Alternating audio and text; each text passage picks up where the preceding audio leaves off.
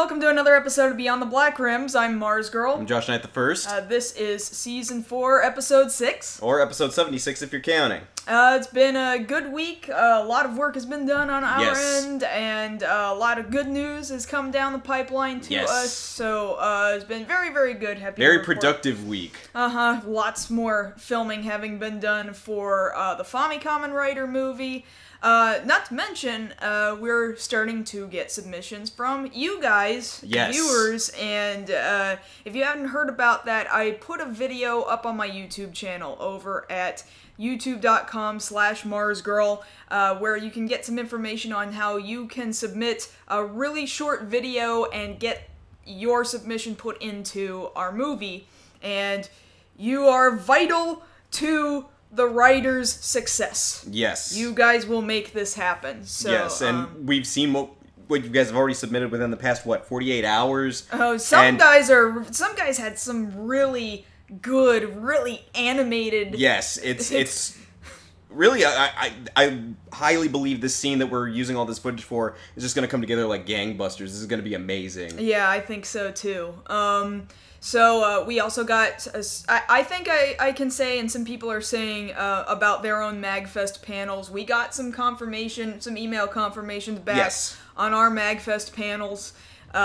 Some things are more confirmed than others. We'll say we've got at least the premiere's confirmed. Premiere's confirmed. I need to confirm exactly which night it's happening on, but it's sometime 23rd, the first day. It'll be around midnight one of those first 2 days. And then second panel for certain. Currently it's looking like it's happening on Sunday night. If there's any changes, of course, we'll let you guys know. But we've got an animation marathon panel. It's a bunch of cartoon intros, and it's an idea that I'd gotten from going to Ani-son marathons, and that's anime song, like sing-along 24-hour-long marathons. Now, our marathon isn't going to be 24 hours, it's only going to be an hour and a half, but it's going to be but it's going to be fun. You're encouraged to come and sing along. A lot of it's going to be video game, cartoon themed, and then a bunch. But you're still gonna get your classics. But then you're still gonna get other like Disney afternoon kind of stuff, other Saturday morning sort of stuff, and there's gonna be games and prizes during the event. Yes. So I'm really excited. I want everybody to come down, and you are encouraged to be loud and sing. Yes. It's going to be very, very fun. And the third one, we're not gonna say just yet because we're getting the fine details worked out, but it's kind of major. And once we know one way or the other what's up, we will let you guys know. I mean, I'll tell you this for certain.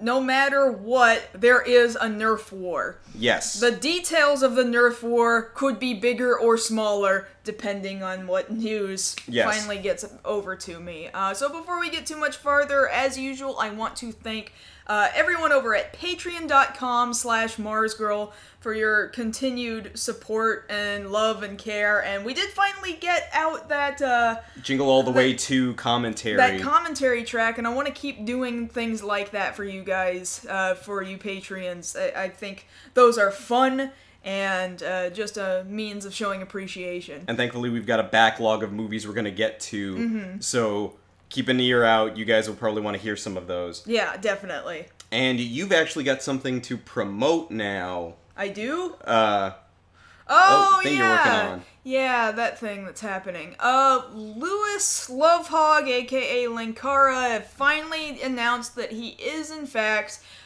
doing an Indiegogo for his Atop the Fourth Wall movie, and it turns out I, in fact, am one of the roles within his movie. I don't actually have the link to that project on me right now. If you can get that link to people here, because I didn't know you were going to spring this on me. I would. It's just the internet's acting funny right now, but I'll get it out there. Okay, so yes, he's doing really well right now in that campaign. It's a $40,000 campaign that he's hoping for. He'll probably still make it, even if he doesn't make the full amount, but he's hoping to be able to pay for costumes and transportation and an actual filming studio, that sort of thing.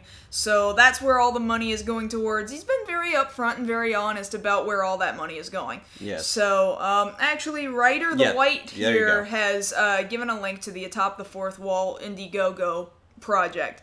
So, to you guys here in the chat, go ahead and click that and see if you can contribute, if you feel like contributing. I'll get that link to you guys over on YouTube as well. So that having been said, we're going to talk about tonight's actual stories. The first story. So, what is the... Can you read? Oh God, are you going blind? SEGA? How many fingers am I holding up? You're holding up SEGA. I'm holding up SEGA. That's good. SEGA looks to make live-action movies, so I don't know why they're doing that. In all honesty, though, SEGA has gone and picked a dude to pick out specific SEGA franchises and potentially turn them into live-action films, and we'll discuss which movies they're looking at, and how viable they might actually be in a live-action kind of format. Second story we're going to talk about is news about this year's Superhero War, Superhero Tyson, depending on how you want to refer to it. The major news being that they are, in a sense, reviving I guess you'd refer to him as a lost Kamen Rider. He's an official one created by Shotaro Ishinomori, and they're going to be using him as a major part of this new movie, and we're going to talk a bit about what that means for the franchise and how he's going to fit into this already set history of the franchise. And then finally, Steam is apparently starting to limit who you can and cannot gift games to over Steam, of course. And that seems to have something to do a lot with Russians for some reason. Not entirely sure why, but we'll discuss why that is. I think that'll be important to discuss why it is we cannot gift internationally as readily as we once have been able to. So those are our major stories that we're going with tonight, Yes. but I'm sure we have follow-ups as well. Yeah, we got a couple of follow-ups. Again, I always want to start off with the comic book movie news. So we got a couple of rumors that we can kind of take with a grain of salt that might be true about Not Quite Justice League and the story. A lot of different outlets are reporting on this, and this is kind of the amalgamation of what sounds the same from every outlet. So apparently, the current story on the story is that Bruce Wayne was apparently in Metropolis during the attack by Zod. Okay, why?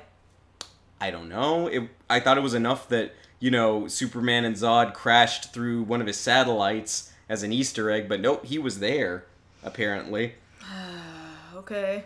Which kind of gives him a reason to be untrusting of Superman, to say the least. Okay. I mean, that's not so bad. That's so bad. There's a lot of prevalent rumors that not only is Lex Luthor in this movie, but apparently, and we might have mentioned it before, Doomsday will also be in this movie. Now, there had been other rumors prior to this one that suggested Doomsday was possible, right? That he could possibly show up. What they're saying here is that possibly the way it works is that Lex Luthor has gotten a hold of Zod's equipment from the last movie and apparently his now deceased body, and is using that to develop the technology to create both synthetic kryptonite and Doomsday. That sounds like a stretch.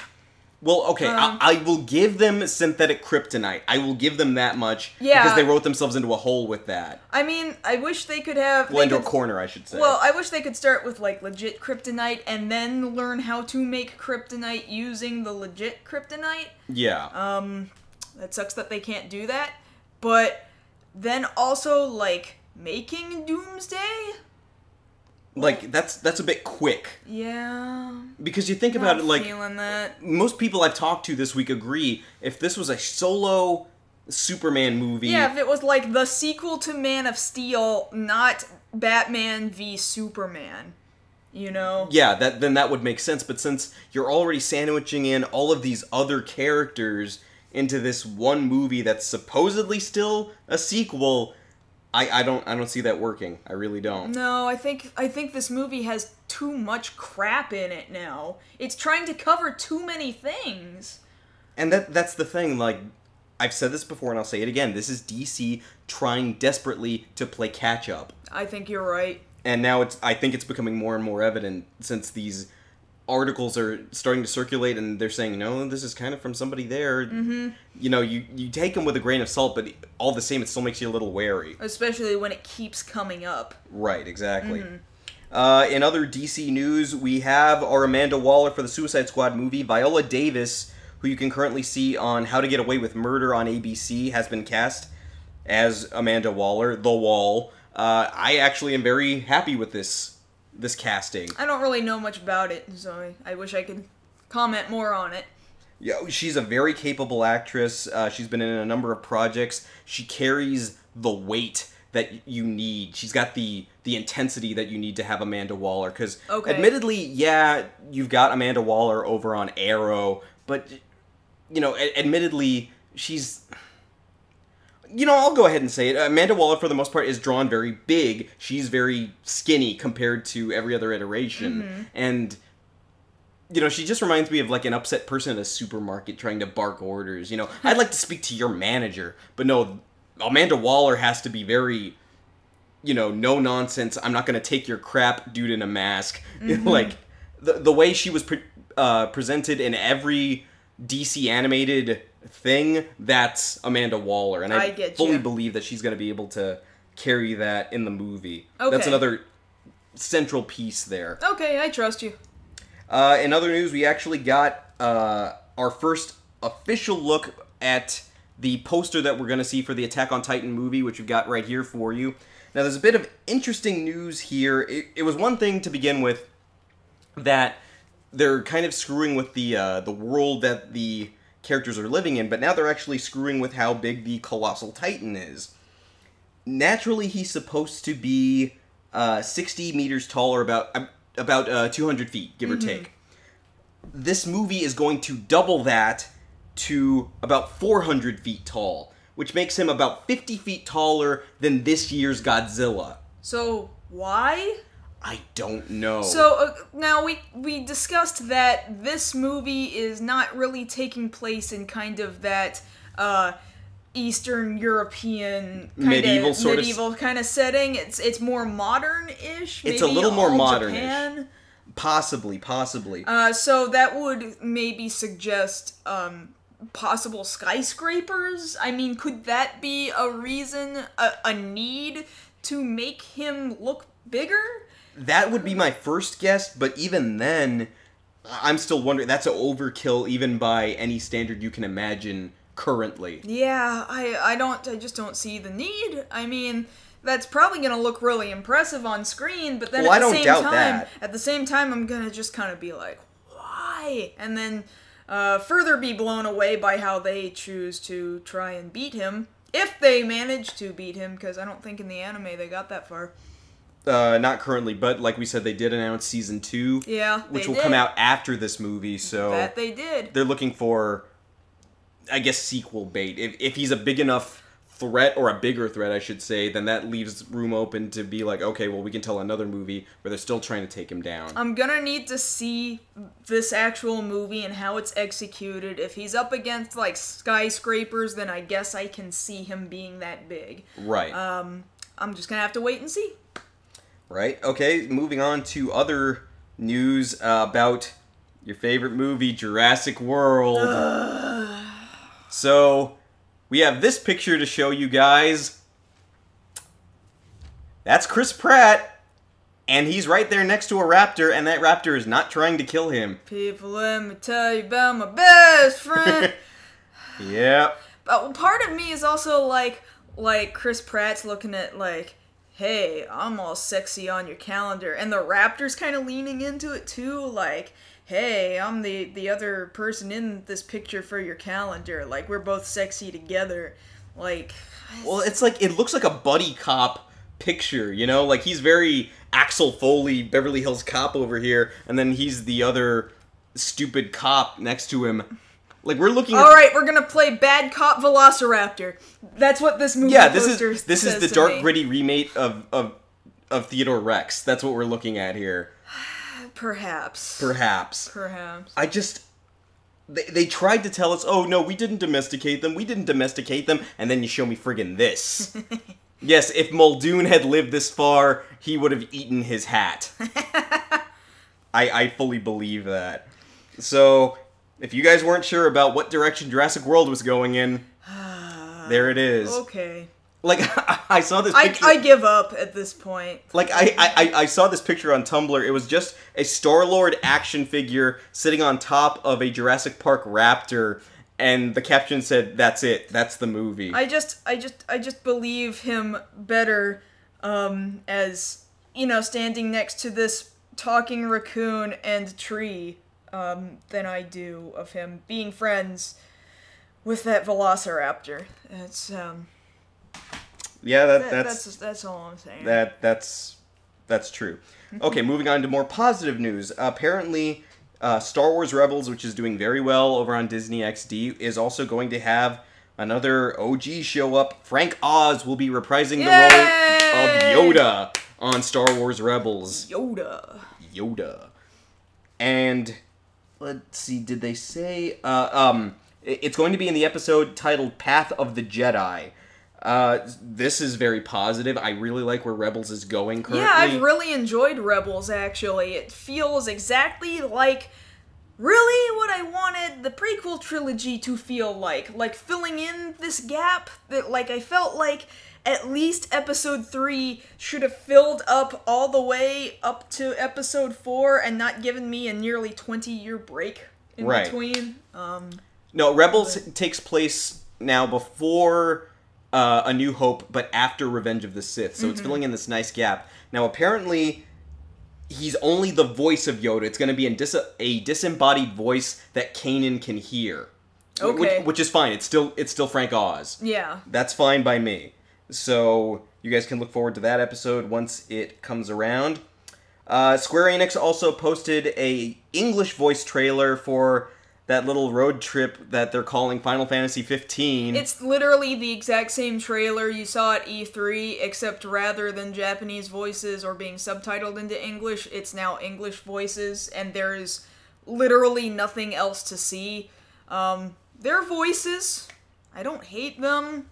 Like, that's not the part that would make me not play the game, well, really. It's just the fact that I forget what other... I want to say there was another Final Fantasy that was like this to me. No, actually, it was like the trailer for Lightning Returns. They're just throwing a lot of buzzwords out and hoping that you'll get hype over things you don't understand. Well, I mean, that's exactly what the original E3 trailer did. It's just now it's in English instead of Japanese. I mean, really, I'm so upset with all the things that Square Enix does to try and convince you, hey, this is new, get excited about it, and I'm like, you haven't shown me anything new. You haven't given me any reason to be excited. The only thing I've been even remotely curious about was apparently yesterday or the day before they announced that iOS and Android game, that Mevius Final Fantasy, which has something to do with the universe of Final Fantasy 1, and then a magazine got this interview with Hironobu Sakaguchi about what Final Fantasy is, and apparently he was drunk and he thought he was funny, and he said, well, Final Fantasy is anything so long as it has blue windows and text. Yes. And, you know, well, he's not wrong. He's not entirely wrong, which really technically means that Final Fantasy 13 is not a Final Fantasy. If we go by that logic... But that makes you feel better. Sort of does make me feel better, but, I mean, he didn't exactly mean that. He had to go back and clarify. Sorry, guys, I was drunk.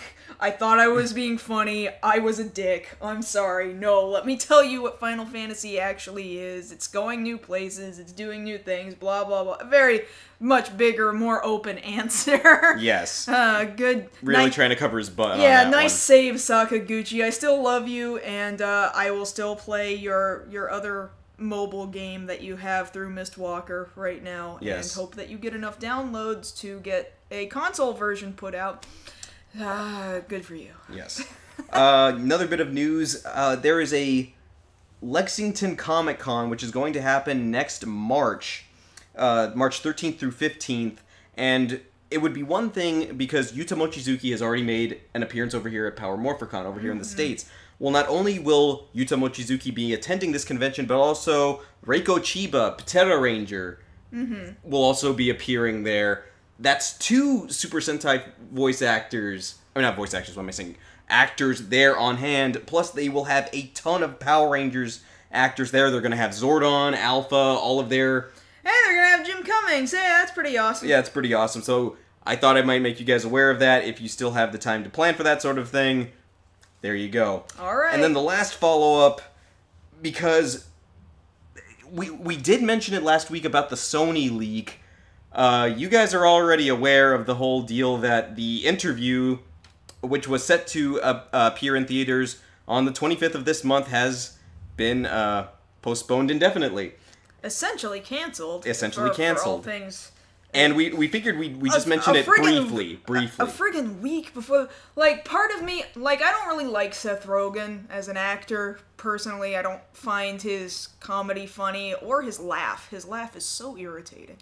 But... oh my god, I want to punch you just for that. Sorry. But I kind of feel it when it's like, man, we spent all this time, we made a full movie, it's done, it's wrapped, it is ready to go, and you can't show it to people. You've spent this money to advertise for it. He was just on Colbert's last week. And tonight's his last show even.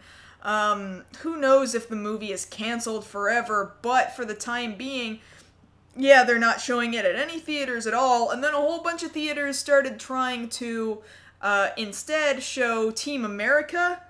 Right, but then that got canceled because Paramount put pressure on those theaters to not show it. So here's the arguments. Like, some people are like, well, if they just tried to portray anybody other than actual Korean party dictator Kim Jong-un, then, you know, maybe they wouldn't have been so pissed off and they wouldn't have hacked Sony and they wouldn't be making these terroristic threats. But then at the same time, like, who cares about what Korea thinks, or North Korea specifically? Like, I just... People are arguing that this is us doing censorship because of a dictator, and how American is that? That's an argument that I'm reading. I see where that's coming from. Either way, I would just show the movie anyway. Yeah, in all honesty, I would too. Or I'd find some other excuse to be like, hey guys, we're very quietly sending copies out at X location, go pick them up there. Yeah. I don't know.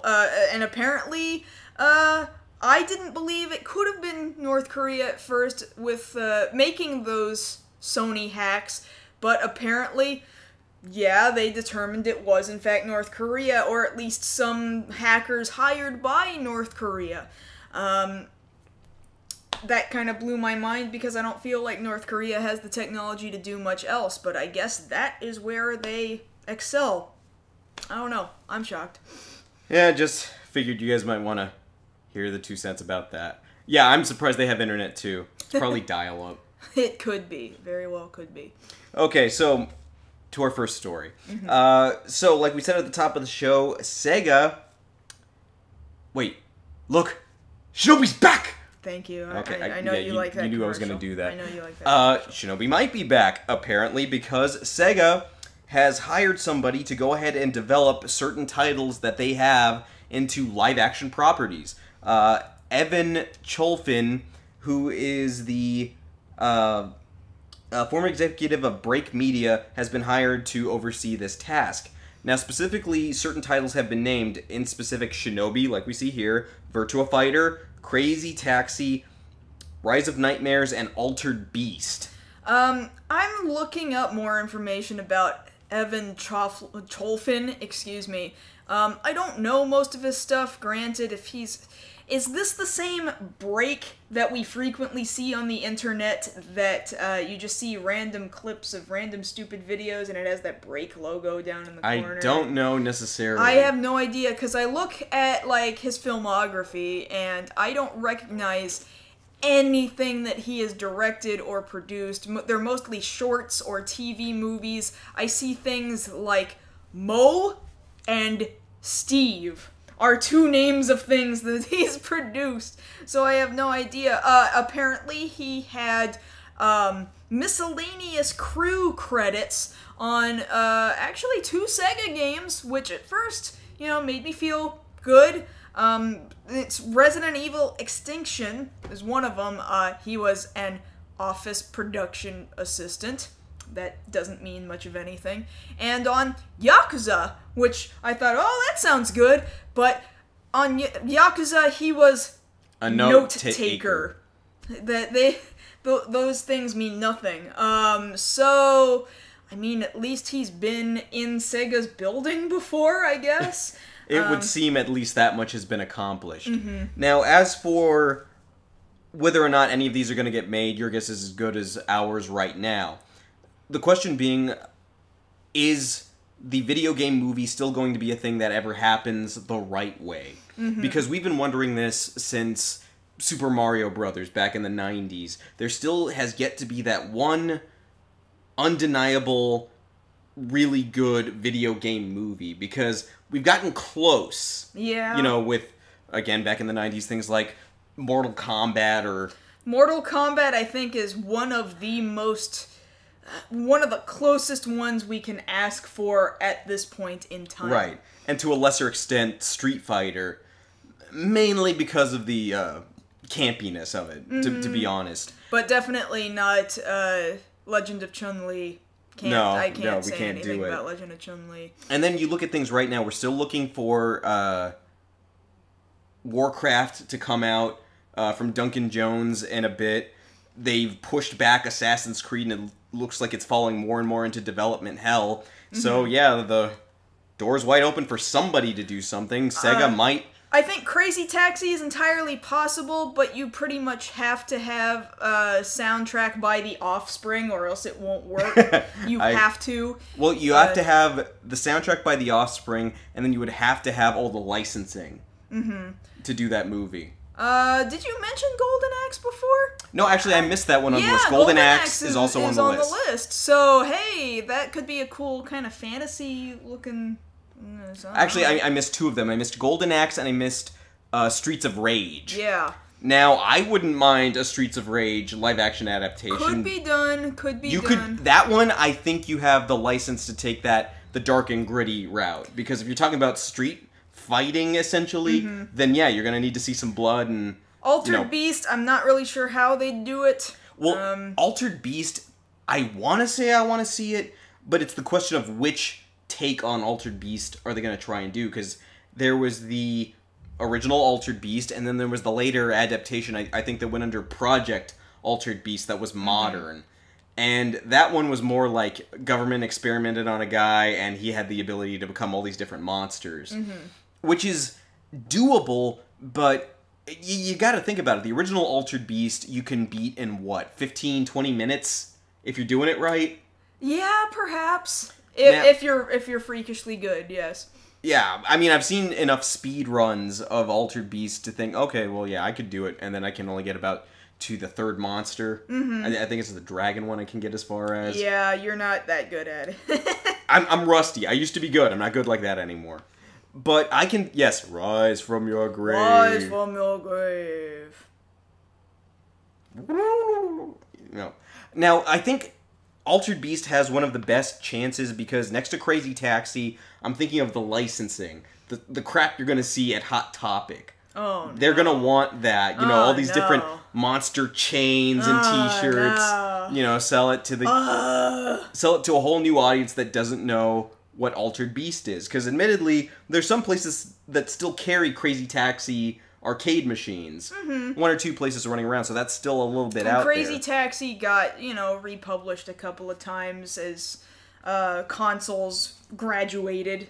Not sure if it's on any modern consoles right now, or if it got put on PlayStation Network or anything like that. I would have to double check. I'm sure somebody here can tell me. Now, somebody in the chat's asking, can you make a movie out of buff Greek men punching pigs and flying eyeballs? That's what I'm wondering. Clash of the Titans, the remake. Then they got a sequel, Wrath of the Titans. Yeah. Basically, that's the market that you're selling to. So it has to be this overly, freakishly, wannabe epic kind of... That's how you'd have to do it if you're doing the original. I don't think I would like it. I think it would work. I don't think I could fall for it. You could sell it to people who liked that movie as that kind of movie. Like, hey, we're not making any more Wrath of Titans movies, but hey, here's this new thing.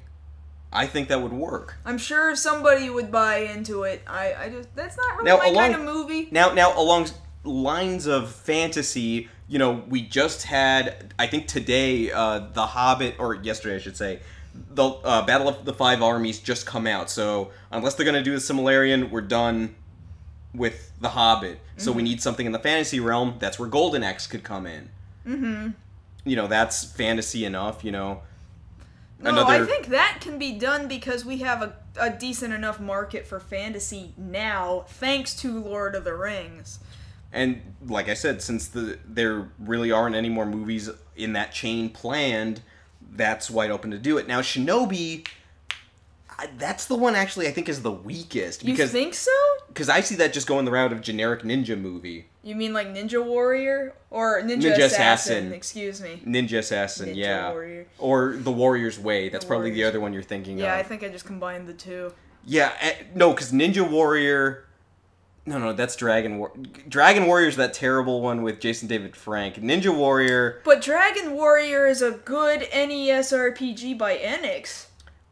Well, that's a different Dragon Warrior we're talking about. And we're talking about Sega here. Let's keep it differentiated here. Okay, so Phantasy Star.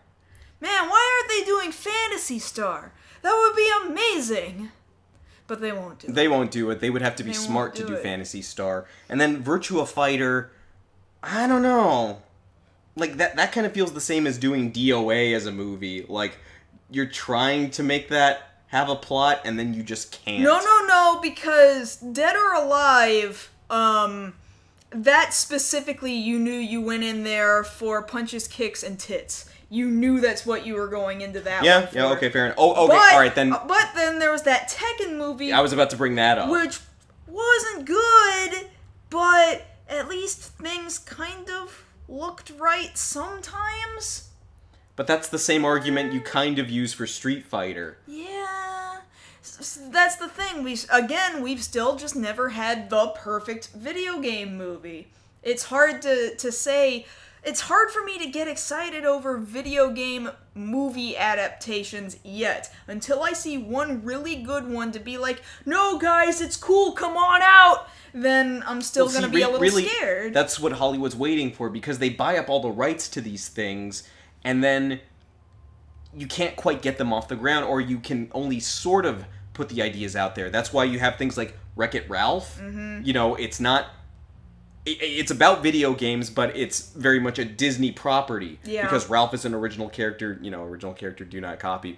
And then we've got Pixels coming out this year with Adam Sandler, and that's all retro gaming. Mm-hmm. And that's the thing, it's not wholly about video games, there's the human element that's separate from that, people who play the games, not a movie solely about the one game. Yeah, and I feel like only in the in recent years, in the grand scheme of things, has comic books finally been able to reach this mark of, no, this is a good movie, and it's an alright adaptation, and everybody, for the most part, can be pleased. Only really recently have comic books finally hit that mark, and it took... years. The better part of a century. Well, I don't say I would say it took at least a good 2 decades solid to get off. I'm gonna say the better part of a century, because how long have comic books been a thing? Like, we really know of them in the ether in the 20s and 30s for DC and Marvel, and it's not like movies weren't being made by then. Well, if you want to get technical, you look at the Batman serials. That was the first time it was adapted into film. But most people jump off from either Superman in 1979 or 10 years later with Batman in 1989. Mm-hmm. In that respect, till now, you're looking at a quarter century. Uh-huh. So it's been a quarter century that it's taken to make superhero film legitimate. Mm-hmm. We still have yet to have the Superman of video game movies to appear yet. Mm-hmm. So is Sega going to be able to do it?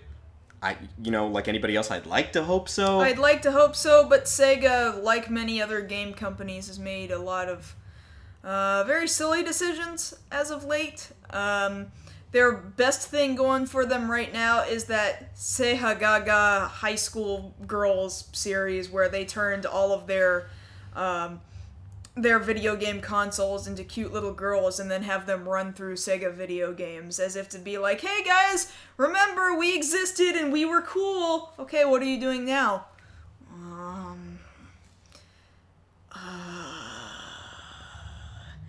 Hey, did you like Sonic Boom? And that's about the long and short of that.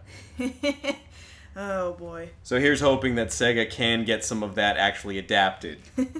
Okay, so moving on to our second story.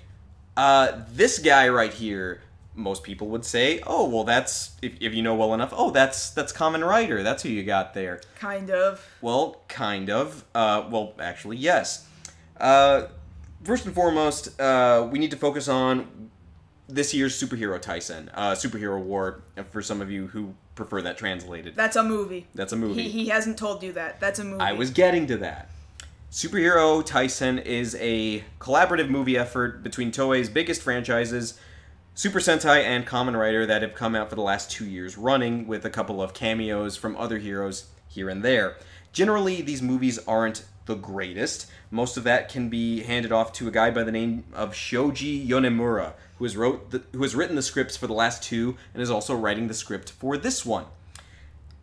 And admittedly, having seen the previous two, yeah, they're not the greatest. They're really just eye candy once you get to the giant fight towards the end of the movie. Well, clearly all it's supposed to be is fan service, like, hey, all your favorite guys are all in one place. Isn't that cool? What's the story? Who gives a what the story is? All your favorite guys are all in one place. Yeah. All right, shake hands, we're friends, and then let's forget one another after this. Basically, yes. Now, there's going to be a third one this year, titled Superhero Taisen GP. The interesting thing about that is that this movie actually has a subtitle, Kamen Rider number 3, or Sango. Basically, what we're finding out now, really just this past weekend, is that for a lot of people this is news because this is kind of an offshoot here, but Shotaro Ishinomori, the man who invented and created Kamen Rider, along with many, many other manga titles, I think he's made the most manga to date before his passing.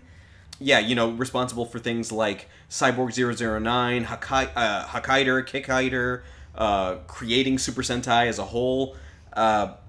He created a third writer. This guy you see right here, in fact. Named Kamen Rider number 3. Now, if you know anything about Kamen Riders, there's numerically every year there was a number of them. There's Kamen Rider 1, or Ichigo, 2, Nigo, and then from the next series it was V3, Riderman, X, and so on and so forth. 4 months before V3 debuted, Ishinomori wrote a one-shot manga called Kamen Rider number 3 versus Black Shogun, where this guy that you're seeing on the screen was introduced. Now, mind you, this was just a one-shot. Mm-hmm. Officially, though, this was published. This wasn't like a... it's not a fan creation. It's not a fan creation. This is a legitimate creation by the original author, so he would, in fact, be a Kamen Rider. The problem I have with his inclusion in this movie, is the way they make it sound is that this guy is going to be very ambiguous as to whether or not he's a good guy or a bad guy. Now, if you look at what Toei has done, specifically with Kamen Rider, over the past, I'd say at least 3 years minimum, they've had this habit of going back to older 70s tokusatsu shows and then turning those characters into either side characters or changing their motivation and turning them into the bad guy for a Kamen Rider to defeat. They've done this with Inazuman, Poitorin, the Akumizers, Kyodain. They've all showed up as villains or side characters these past couple of either Superhero Taisens or movie wars. Mm-hmm. So to me, the inclusion of Kamen Rider 3 seems like, one, a cash grab, because let's face it, the Superhero Taisens are basically that, and two, there's a very high likelihood that this guy who was along the same lines as the original two, captured by Shocker, tried to be brainwashed, fought against them, this guy who should have so much weight on him will be just relegated to the fan service movie. The fan service movie, and two will more than likely be the villain of this movie. And I think that's selling this guy short. Because if you think about it, this is, for some people, a lost piece of history. If it showed up in this one little book a long time ago, yeah, it got lost. A lot of people just don't know about it. They could have taken an opportunity to just do a V-cinema. An independent movie, just an hour long, and tell this guy's story. But you are the one who told me earlier this week that you don't get a V-cinema unless you're popular. Well, that's the other thing about it. One, it's if you're popular. Two, is if they're testing the waters like what they did with Gavan and resurrecting the Metal Heroes. They didn't give Gavan his own movie until they saw him do well with the Go-Kaigers. But Gavan, at least, the Metal Heroes had popularity at one point, and they were TV heroes. Now here's the thing about it. This number 3 has never appeared live action. No, this would be his first appearance live action. You're absolutely right. The thing about it, though, is that if you had gone back, I guess, probably about 6 years ago, if they had tried to give him a V-cinema, they could have done it. Mm-hmm. Because that was the time when they would still take risks with things like Kamen Rider the First and Kamen Rider the Next. Mm-hmm. Unfortunately, for the failure of Kamen Rider the Next, that nixed the chance of this guy getting his own movie. Because they could have done that then. Unfortunately, as most people know, Kamen Rider the Next was not critically well received and not very well financially received. Therefore, they decided... Not very good. Yeah, not very good in general. Because they couldn't decide whether or not they were doing a tokusatsu movie or a monster movie, a horror movie, rather. Yeah, I remember some really strange elements just popping up seemingly out of nowhere. The first movie was okay. Executed relatively okay. And then the second movie was just... I don't know what you wanted to be. So they shot themselves in the foot with trying to resurrect any older heroes in that form. Now, see, I would like to believe that Toei would have been smart enough to give this guy his own V-cinema, but for the reasons I just stated, no, they're not going to do that. So, my guess, my educated guess, I would say, is that this guy's going to show up in this movie being a villain. Now, if he's not, well, great. We'll have another guy, and maybe then they'll give him a V-cinema. The only things I'm worried about that point to him being a villain is that, one, he's relatively unknown, thereby making him too unpopular, even if you remember him. And then 3, he doesn't have a bike like the original 2 did, which we've seen in a picture on another news site. He will actually have a car like Drive, who, lo and behold, just happens to be this year's writer who has a car. Uh-huh. So that seems very convenient. So did he originally have a car, or did he originally have a bike? He originally had a bike. Okay. So is he gonna also have a bike in this movie? Because he should probably also have a bike. Well, see, that's the thing. It's the convenience of nobody really knows who the guy was to begin with. So we can just make crap up about him. Exactly, and if you can already do that to him, that points to them easily turning him into a villain. Okay. And it wouldn't be the first time there's been an evil Kamen Rider. There have been evil Kamen Riders since the first series. Well, yeah, I mean, that's like you originally intended this guy to be bad in the first place. I'm not sure that was his original intention when he was originally created, though. Granted, I haven't read his one-shot manga. Because, admittedly, yeah, I'm a pretty big fan of the franchise, and I didn't know this guy existed until last week. Mm-hmm. And I imagine a lot of other fans didn't know this guy existed until last week. Some other fans won't even know until the movie comes out. Mm-hmm. So, we'll be getting more information on this. They're looking to film very soon from now. I'm just very wary of this guy, because it's more than just, oh, well, I have to count him in like the War Doctor now. I can't just count, 8, 9, 10, 11. Now I have to count 8 War Doctor, 9, 10, 11. Yeah, but this isn't really the same as that kind of counting. This guy is legit. Yes. I'd be more concerned about what are they going to do with the legit guy. Like, that's what I'm saying. Don't even bring up complaining about counting. Like, that's fair not enough, even fair a enough. thing. No, you're right. You're absolutely right. So we'll bring you guys more information on that as it develops. But yes, this guy is official, to say the least. I would hope that they would treat him right. I'm just not confident of it. Neither am I. Okay, so moving on to our last story. So I'm trying to understand exactly how this is supposed to work and or not work. Starting, I guess, now, yeah, region lock's now in place. Steam is starting to region lock who you can gift games to, based on their living location. A lot of it appears to be places like Russia, Malaysia, Thai, the Philippines. There's no restrictions between us and Japan, Canada, Norway, Britain, England, yeah. and then any place that uses euros, I guess. But it looks like there's certain regions now. It's not like all of Russia you can't gift to. They specify gift purchases for Crusader Kings 2 can only be added to the gift recipient's library if they are in such and such regions of Russia. So such and such regions are cleared to share. But if you're not in one of those regions, tough luck. Yeah, and this goes for the same. It's the same in different regions in Malaysia, and really, it seems to be specifically this game Crusader Kings 2 that they specified. Okay, you can still gift to these countries, but only in these regions.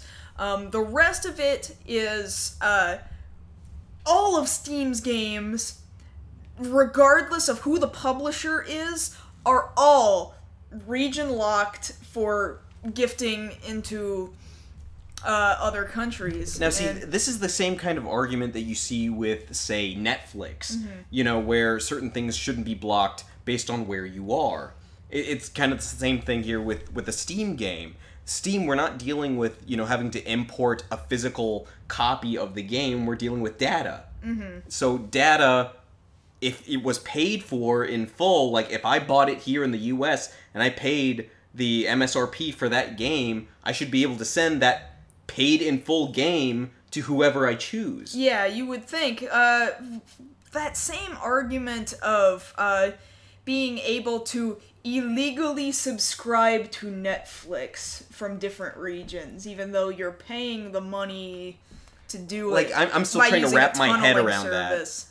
Well, because it's the thing, you know, you're paying for a service.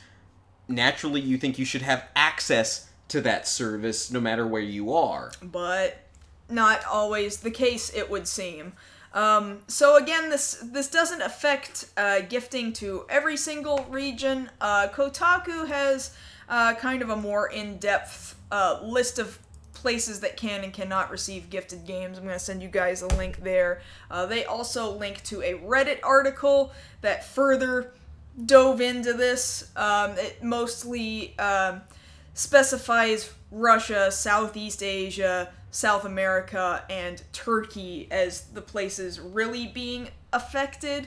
And the reasoning for that seems to be because of the value of the currency in those Well, yeah, locations. because they mention in the article that Steam has what they call localized pricing, which means what we pay for it here isn't what they're going to pay for it over there in another country. It might actually end up being more based on the value of their currency. But the thing about it that I'm wondering about, say in the case of an American, where they've got the stronger currency right now based on some other, you know, Eastern European country, if I buy it here, that would translate fairly well into the currency over there. If I'm gifting that to somebody, why wouldn't they take that?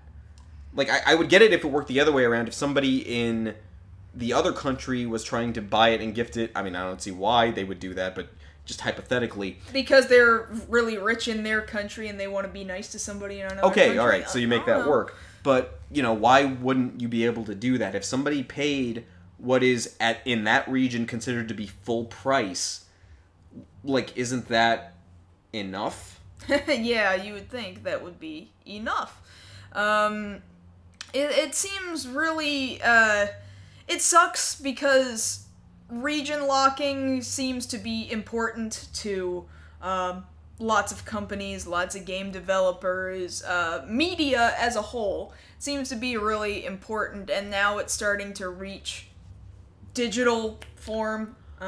downloadable and exchangeable. As of yet, Valve has not officially made a statement about this practice. No, they just sort of implemented it, I think, along with one of their most recent Steam updates, and it's like, alright, here, read the notes on what we updated, and it wasn't really a statement. It's just the notes on, you now can't blah blah blah blah blah. Well, it's kind of the thing, like, they don't warn you they did a thing, they did the thing, and then informed you. Mm-hmm. You know, and no matter when somebody does that, that's still a very gangster tactic. Somewhat, yeah. And I don't see the necessity inherently for that, because I mean, I get it. There's different currencies no matter where you are on this planet, but at the same time, if price has been paid, then price has been paid. Mm-hmm. You know, that's why we have the ability to buy things like, say, in yen, there's, you know, rates of exchange. So that should still carry over into the game purchase, should it not? You would think. There are elements that clearly I just plain don't understand. I guess economics is not my strong suit. Maybe Valve actually just knows better than I do how to protect me and my games from... From what? That's the question. I don't know. I don't know what they think they're protecting. Or they think they can make more money. Well, because that would be the thing right there, to think, oh, you're going to make more money. But in this sense, wouldn't you be losing potential purchases doing this? Well, it certainly makes me think, oh, my friend over in Turkey, I'm gonna get them a Christmas present. Oh, never mind. I guess I won't do that. Granted, I don't have any friends in Turkey, so I had to make that guy up. Sorry, guys. Sorry, no Turkey friends. You're not friends with Turkey? Not friends with Turkey. Anybody watching in Turkey, if you want to be my friend, we can test gifting games to one another. And then see how that works out. Yeah. Because I'm looking at it this way. Like, some people, a lot of people I know, use PayPal to pay for their games. That's true. PayPal basically being a digital form of your currency. Mm-hmm. If you're using that to pay for the game, you know, that's the money. The money has to go through PayPal, paid for to Steam, to Valve or whoever. If I want to get, say, my hypothetical friend in Turkey a game, now the way I have to do that is see how much the exchange rate is, and then PayPal them the money. That way they can buy it. But that's an extra step for them to have to buy that game. But you're very clever. That's it, guys. Everybody just send each other money through PayPal. That's it. Problem solved. Oh, I just solved it, didn't I? Yeah, I mean, it might take a little while, because then it'll be like, okay, you're transferring money to somebody in a different currency, in a different country, that's going to take maybe an extra week. So, you know, your friend doesn't instantaneously have that gift for Christmas, but... So they ruined Christmas. Yeah, they might have ruined Christmas with only a week left to go. Might have ruined Christmas. Now we just uncovered how Steam ruined Christmas for some people. Wow. I didn't even think we were going to go there, but... I don't think it's that bad. I don't think it's that bad. I think the number of people trying to gift to those countries from another country is probably kind of small. Well, because you think about it, we've talked about this, at least amongst ourselves, about the not quite necessity anymore for region locking games, since more people import when it's available. Like, shoot, we just imported a game today. It just came in the mail from another country. That's another sale that was made towards a purchase. When you're region locking something, you're limiting who can get it. Yeah, well, at the same time, different laws in different countries. If you're importing games, sometimes the country that you're importing to doesn't like what you're importing. Australia has that problem a lot. Somebody mentioned Australia and the import duties on games. That's one problem. And then another problem is that Australia has had, like, extreme laws on, like, sex and violence and all kinds of stuff, because, you know, they're the guys that Britain sent over because they were all criminals, and now we need to punish them even though none of them are those people that they sent over there anymore, because they all have lived there for centuries. But anyway, so yeah, but, like, they can't play like our Grand Theft Auto. They have to have like severely butchered forms of Grand Theft Auto, for example. Which by that point isn't Grand Theft Auto. No, and if they import it, like you're not allowed to import it. They'll confiscate it. So, you know, that's yet another problem. I don't see the necessity. I should say I see the necessity even less with a digital copy. Mm-hmm. Because we're not dealing with actually something that's physically getting handed off to somebody. That's true. You know, you're not paying the same kind of tax on a physical box that you would for a download. Well, now that you say that, somebody is going to try and implement that tax. God, I hope not. Now that you've said it... No, you're probably right. Because big company real-world media thinks, hey, anything that I can tax in the real world, I should be able to equally tax in the digital world. That's how... And that just facilitates the need for us to change into digital champions. I was really hoping you were not going to go there. To save the digital world. Really hoping you were not going to go there. Well, you was wrong then, wasn't you? I'm done with this. Alright, I'm done with this. I'm done with this. I'm done with you, Steam. I'll see you tonight. Yeah, you say you're done with Steam, I'm not but done then there's going to be that next Steam sale, I'm not and it's done like... with Steam. They're gonna have to do something way worse than this. This is just a, hey, Steam, that's kind of weird, really kind of a story. Like, dude, I thought I knew you. I'll see you for pizza later. Yeah. Like you want to be mad at him, but... I'm not that mad at him, but it's probably gonna piss, like, that 1% off really bad. We'll see. We'll see. Okay, so, yes, no, nobody needs to punch anybody. You'll read that. Oh. Well, anyway, we thank you guys for coming out tonight to tonight's show. We know we're getting a lot more people here from YouTube. If you're watching this on YouTube, continue to do that, but you can also come over here on Thursday nights. It's great. We have a lot of fun. Hang out with us Thursday nights at 9 p.m. Central, where we're about to do exactly what we always do, which is hang out with you guys here in the chat room for an additional 30 minutes and just shoot the breeze, do Q&A, that sort of thing. Yes. Love talking to you guys. So, of course, we'll be back. Next week, I think we're going to do a show on Friday instead. I think we're shooting for Friday. We're going to do Friday. Far as we know. Friday instead, because it's going to be Christmas on Thursday. Krampus. So, no Christmas show, day after Christmas show instead. Day after Christmas show. So, come back to us 9 p.m. on Friday next week. Yes. That's the one strange day. In the meantime, you can always talk to us over on Twitter. I'm at Josh Knight First. I'm at Mars Girl. And this has been this week's show of Beyond the Black Rims. We'll see you guys next week.